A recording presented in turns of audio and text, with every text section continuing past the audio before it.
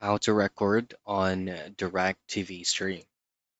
A good thing that Directv stream has this kind of feature that you can record shows, live streams, or any sports that is currently on a stream. So what you want to do is just simply use the DVR recordings by just getting into your favorite shows, and a recording option is usually located at the top right hand or at the lower right hand portion of the show that you're currently watching in.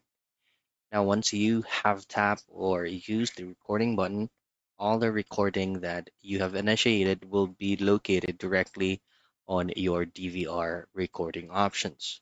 Just access your DVR recordings and then just simply manage your recordings list so that you can replay or watch the show that you have recorded from the DVR option.